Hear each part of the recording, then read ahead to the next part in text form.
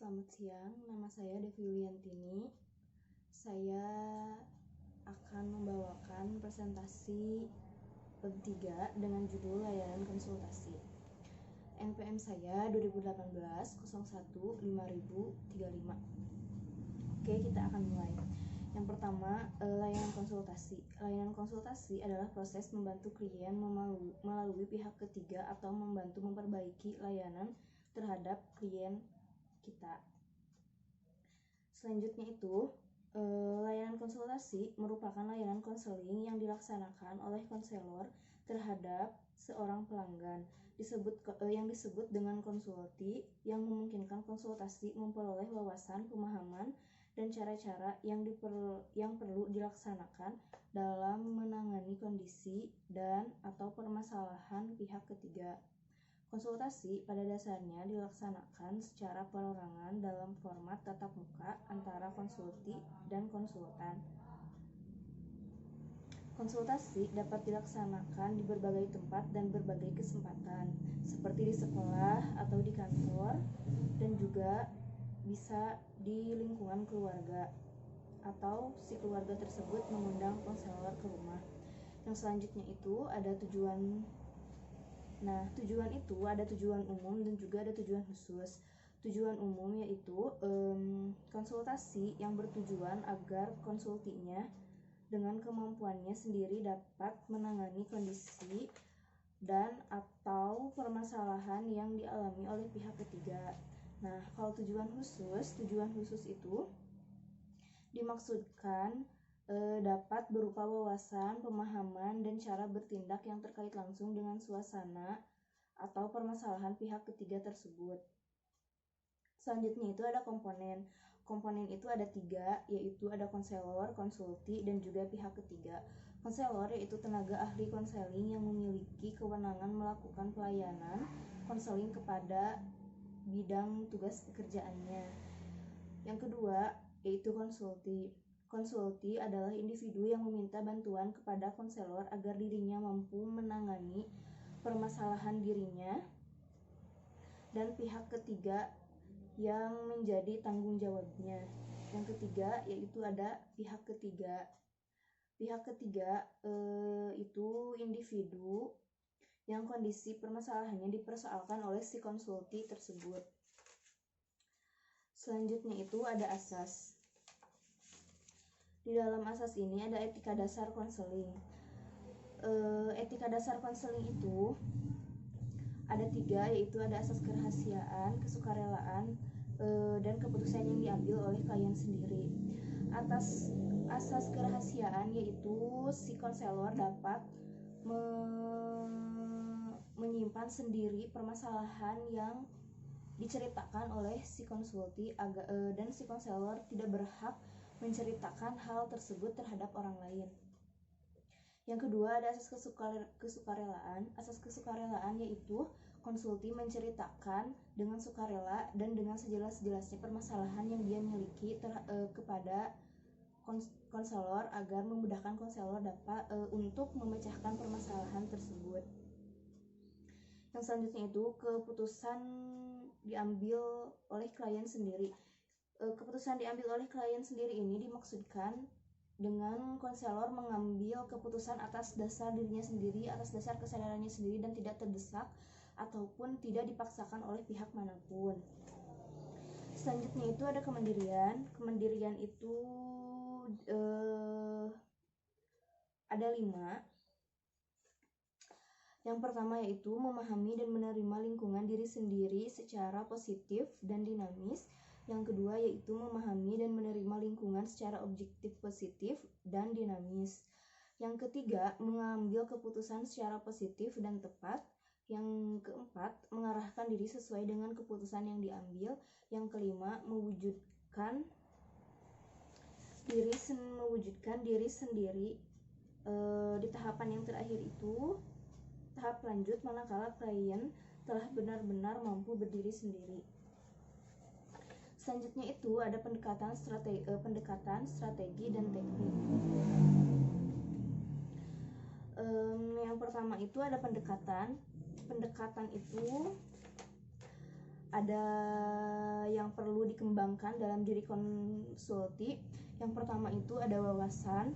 Wawasan itu konsulti perlu memiliki wawasan secara umum tentang pihak ketiga, meliputi diri pihak ketiga itu sendiri, permasalahannya, lingkungannya, dan hal lain-lain yang terkait dengan di dalamnya. Yang kedua itu ada pengetahuan. Konsulti perlu memahami pengetahuan yang cukup memadai tentang hal yang spesifik berkenaan dengan berkaitannya antara diri dengan pihak ketiga. Yang selanjutnya itu ada keterampilan. Keterampilan untuk menangani permasalahan pihak ketiga, konsulti memerlukan sejumlah keterampilan. Keterampilan ini secara spesifik disesuaikan dengan permasalahan yang dialami oleh pihak ketiga. Yang keempat itu ada nilai. Nilai yang perlu dikembangkan pada diri konsulti meliputi nilai-nilai kemanusiaan, bagaimana ia memandang diri pihak ketiga dan manusia lainnya. Yang kelima itu ada sikap, bagaimana konsulti menyikapi diri pihak ketiga dan permasalahannya. Sikap yang positif dan dinamis perlu dikembangkan melalui konsultasi. Selanjutnya itu ada wawancara konseling perorangan dalam layanan konsultasi. Lebih spesifiknya, sebelum konsulti diarahkan untuk mampu menangani masalah pihak ketiga, terlebih dahulu diri konsulti yang harus membenahi dirinya sendiri. Hal ini mengingat bahwa permasalahan yang timbul pada pihak ketiga ada kalanya justru berpangkal atau dilatar belakangi oleh si konsulti tersebut. Selanjutnya ada teknik. Teknik itu ada dua, ada teknik umum dan teknik khusus. Teknik umum yaitu sejumlah tindakan yang dilakukan konselor atau konsultan. Teknik ini dimulai dari menerima klien atau konsulti, mengatur posisi duduk, mengadakan penstrukturan, khususnya tentang layanan konsultasi. Yang selanjutnya yaitu teknik khusus. Teknik khusus itu untuk mengubah tingkah laku klien atau konsulti, khususnya berkenaan dengan masalah yang dialami. Teknik-teknik ini terbentang dari perumusan tujuan. Yang selanjutnya itu ada penguasaan teknik oleh konsulti. Penguasaan teknik oleh konsulti, dalam hal ini konsulti sepertinya bertindak sebagai konselor atas pihak ketiga yang akan menjadi kliennya itu.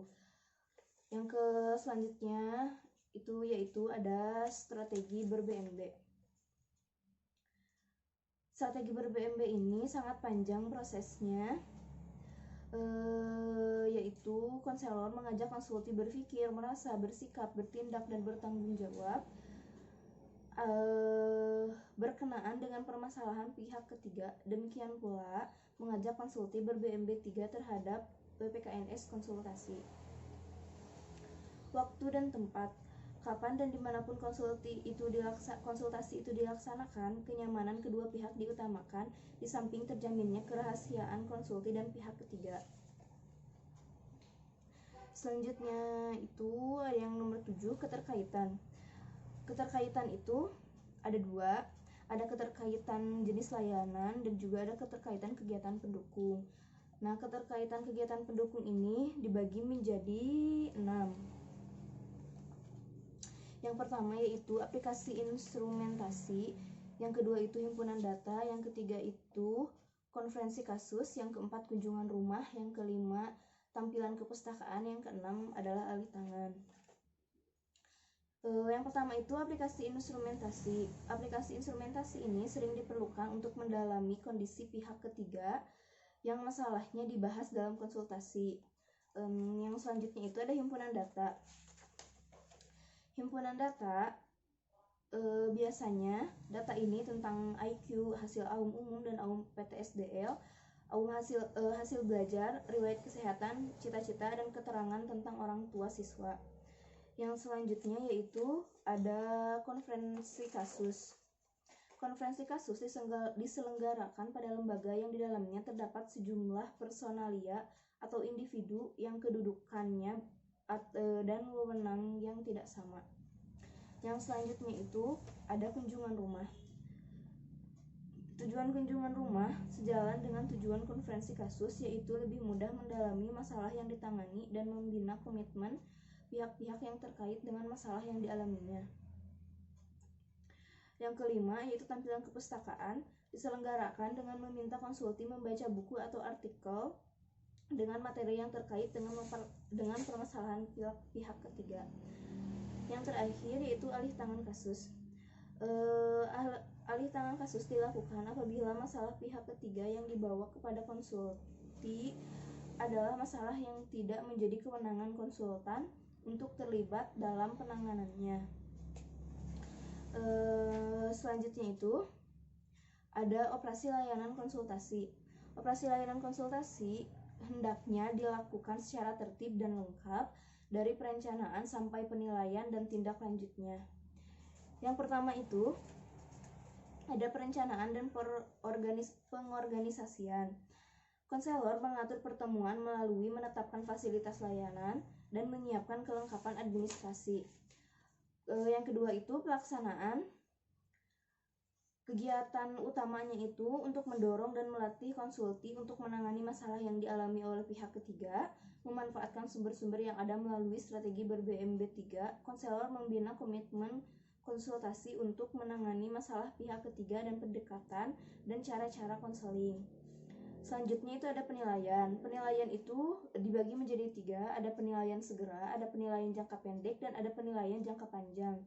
Penilaian segera dalam layanan konsultasi terpusat pada kondisi diri konsulti berkenanan dengan kelima ranah akurs di atas. Penilaian jangka pendek dipusatkan pada bagaimana konsultasi melaksanakan hasil dipusatkan pada bagaimana konsulti melaksanakan hasil konsultasi, terutama respon antara dampak dari tindakan konsulti terhadap pihak ketiga. Yang ketiga itu penilaian jangka panjang. Sasaran utamanya ialah perubahan yang terjadi pada diri pihak ketiga, khususnya berkenaan dengan permasalahan yang sejak awal dibawa oleh konsulti dalam berkonsultasi dengan konsultan. Yang keempat itu tindakan lanjut dan laporan. Hasil akan sangat berguna untuk mempertimbangkan upaya tindak lanjut berkenaan dengan penanganan permasalahan pihak ketiga. Yang laporan itu berupa laporan pelaksanaan program, membuat keseluruhan aspek kegiatan layanan konselor terhadap konsulti dan kegiatan pelayanan oleh konsulti kepada pihak ketiga. Hasil ini dapat disampaikan kepada pihak terkait, misalnya kepada konsulti. Cukup sekian presentasi dari saya. Semoga penjelasan saya dapat dipahami. Terima kasih. Selamat siang.